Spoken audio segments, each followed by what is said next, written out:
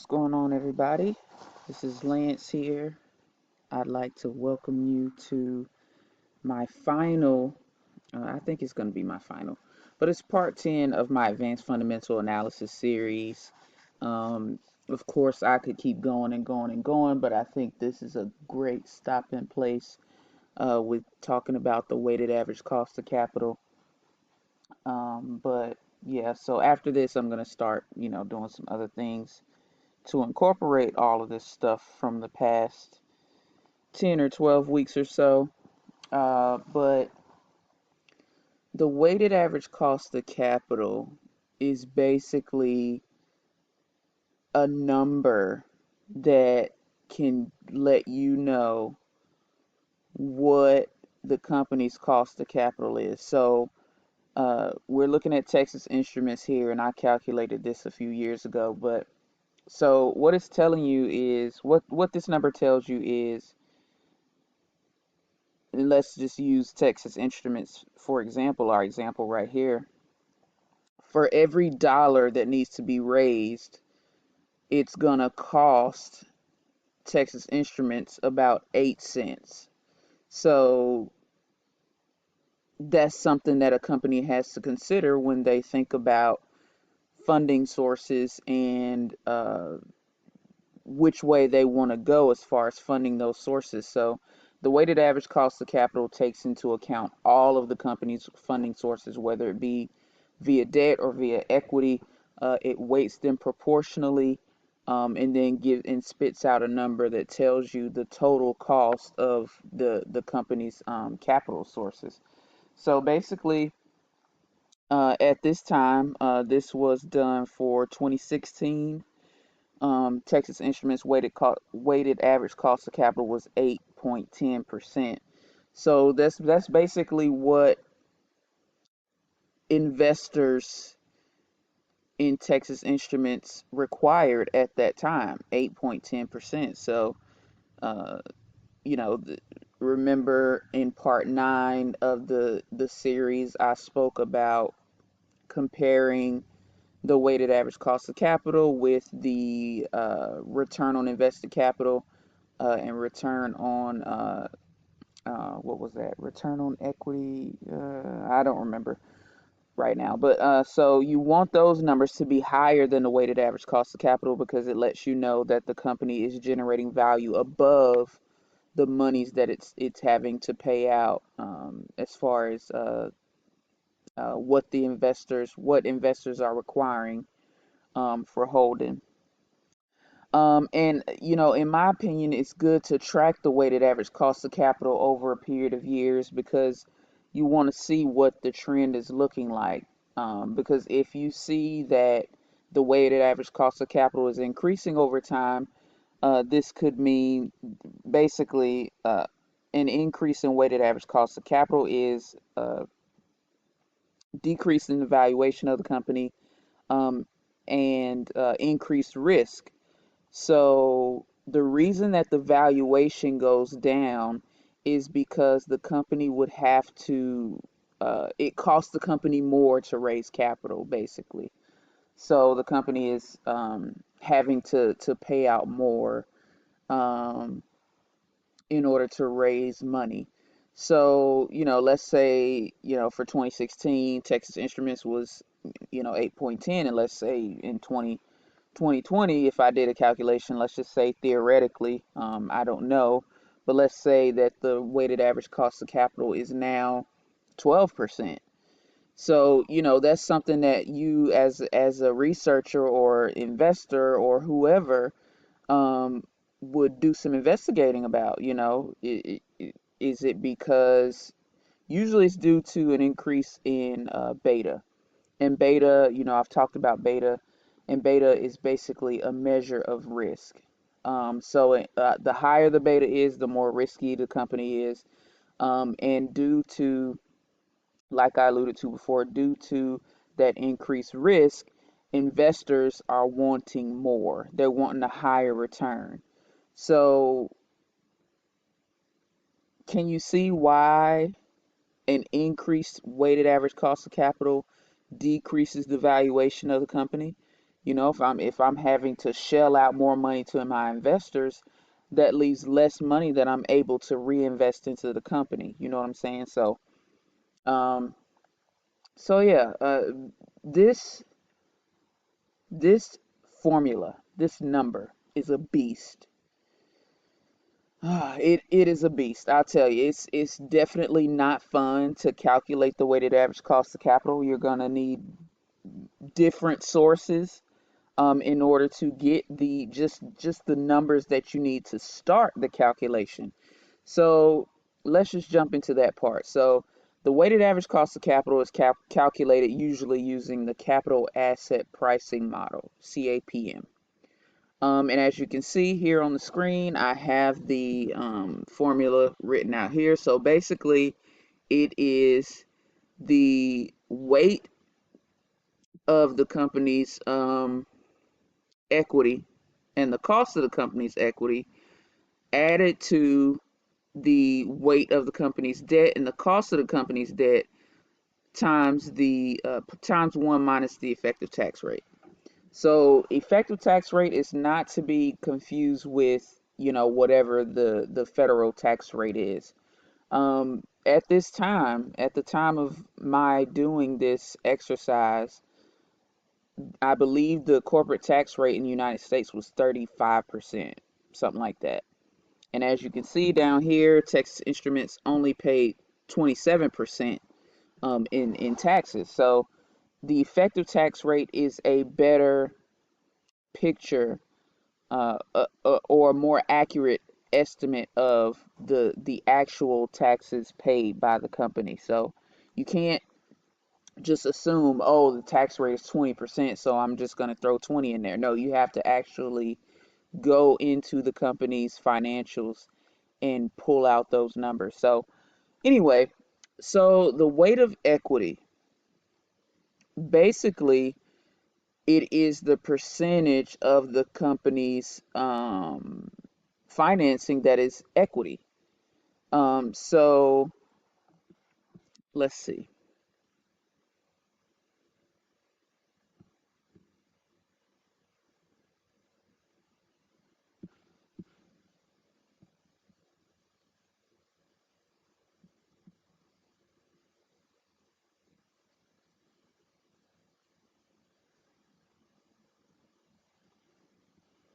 All right, so the weight of equity. So you have to take um,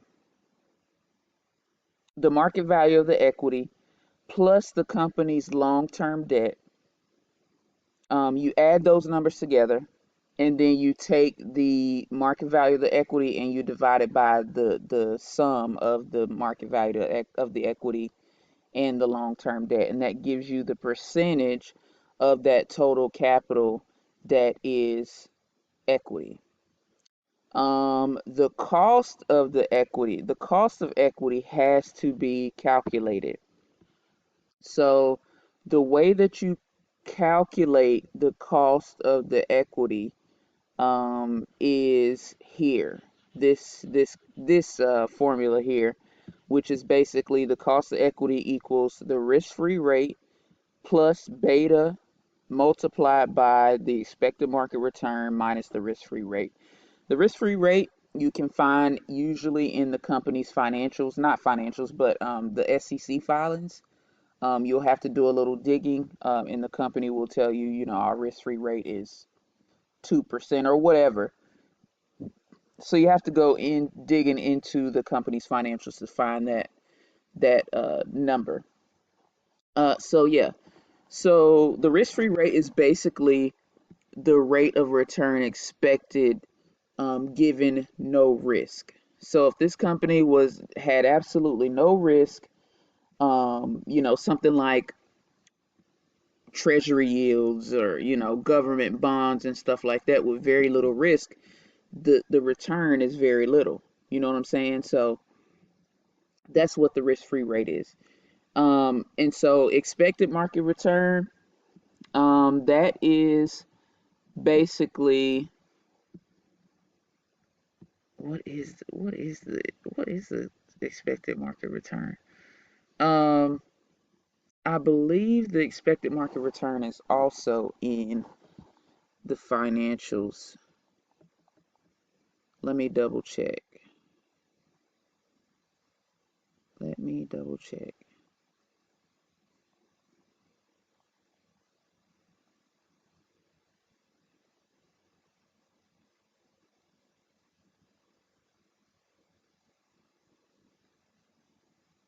Okay. Yeah, so expected market return, you can pretty much look that up on the internet. Um, and so it'll just give you a number. Um, like let me look up the expected market return for 2020. All right, so the estimated annual expected return for US large cap stocks from April 2020 to March 2030 is 7.1. So that's the number that you would plug into the expected market return. So pretty simple, but you still have to do a little research to find that number. So yeah, so in beta, you can calculate beta, but it's a it is a small beast in and of itself. So it's much more simple to go into like Yahoo Finance. I believe Thinkorswim calculates beta for different companies. So just you can just look those up on the internet. Yahoo Finance is usually pretty good about calculating beta for any given ticker that you look up. Thinkorswim lists beta usually. So at the time of this exercise, the beta for Texas Instruments was 1.25. And that just simply means that it is 25% more volatile than the S&P 500 at the time. I don't know what Texas Instruments beta is right now. Like I said, this was for 2016. So yeah. So the cost of equity for Texas Instruments was 0.0832. This number here. So when I did, gathered all the numbers that I needed, this is what it came out to be.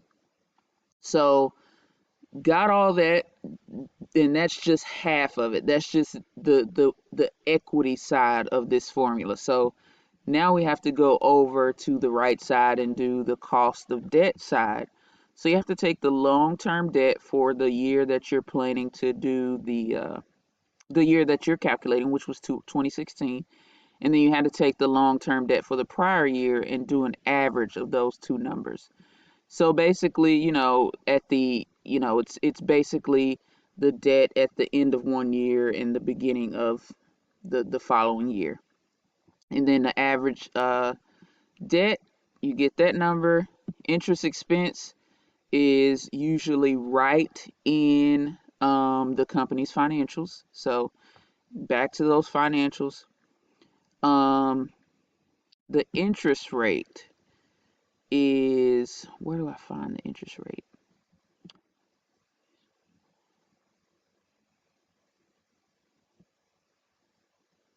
All right, so yeah, the interest rate, basically you calculate that by taking the interest expense and dividing it by the average debt.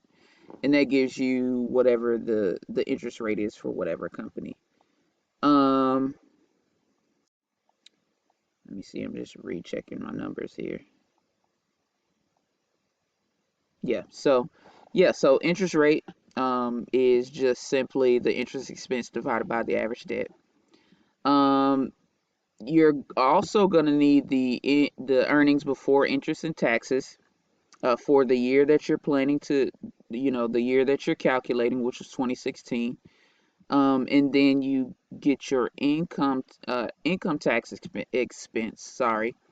And that is also in the company's financials. So pretty simple.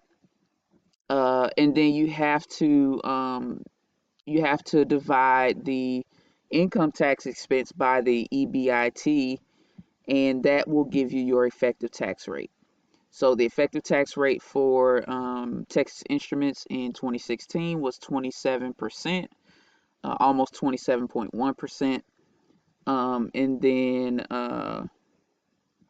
so you well, the weight of debt you calculate it pretty much the same way that you calculate your weight of equity. Um, so we already knew that about 95% or almost 96% of Texas Instruments financing comes from equity. So that only leaves, about 0.04% or 4% of the cost of the financing being financed by debt. So um, I just went up here and plugged my numbers in here. So like I said, weight of equity multiplied by the cost of equity plus the weight of debt multiplied by the cost of debt. And then those two numbers also multiplied by 1 minus the effective tax rate, and that gave us the 8.10%. So, let me see if I'm not sure if I calculated the return on invested capital for Texas Instruments, but you know, let's say, for example, in 2016, Texas Instruments weighted average cost of capital was 20%. So this tells you as an investor that um, Texas Instruments is generating value for its investors. On the flip side, if Texas Instruments return on invested capital was, let's say, 5%, then that's a problem, because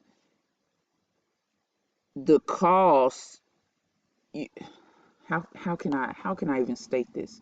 So basically, it's costing you more money. You're raising this money, but you're not able to generate returns beyond the cost, what it's costing you. So it's almost like investing and losing money, right? So uh, a lot of us, if you trade, you know all about that. But investing your money into something and it not really paying off for you, but you're still stuck with having to cover the cost of taking on that extra, that funding. So just something to think about. Like I said, just a quick recap. Um, you use the capital asset pricing model to calculate the weighted average cost of capital. Weighted average cost of capital, you want to make sure that the return on invested capital is greater than the weighted average cost of capital. Um, you need multiple sources in order to compile all the numbers that you need to crunch in order to reach just this one number. So internet, you need SEC filings, you need financial statements, etc. And then you just have to sit and do the math. Um, that's what I did. And it is, and I am of the opinion that when you do calculate the weighted average cost of capital, you want to do it on a yearly basis, just to track, um, just to track a trend in that number to see if it's staying the same, is it decreasing, is it increasing over time, and just kind of be able to put it into context of, you know, funding that the company may be taking on, uh, any type of changes in that scenario or in that area. Um, so very, very, very, very, very important number, and definitely know that investors, this is a number that investors definitely look at when they're thinking about, taking on a company, or for sure internally, um, companies look at the weighted average cost of capital before they, when they're considering raising funds. They think about, should we go on the debt side or should we go on the equity side, and how that may impact their overall weighted average cost of capital. So you want companies to be able to manage generating value and generating returns regardless of the cost of their capital. So, um, Yeah, I think that's all I have on the weighted average cost of capital. It's been a long time since I've studied this stuff. You know, it's been some years. So I was a little bit rusty with my explanation of it, but so yeah, this will conclude my advanced fundamental analysis series, and I'm so glad that you guys have rocked with me for the past several weeks and seeing it through to the end. I'm excited about what's coming next. So basically, what's coming next is um, some years ago, I built a model basically that um, allows me to estimate the value of a company given a share price. So I'm able to compare whatever the company's current share price is to what my model says that the value of the share price is. So I use what's called discounted cash flow model. You guys can look that up if you wish. So I use that to uh, estimate um, the share price and the value of a company. So what I'm going to be doing next is I'm going to choose. I can't really say at random, but I'm going to choose like one company a month, and I'm going to go through all of this stuff that we've learned in the past 10 videos on advanced fundamental analysis. I'm going to put all that together just so you guys can see how to use it.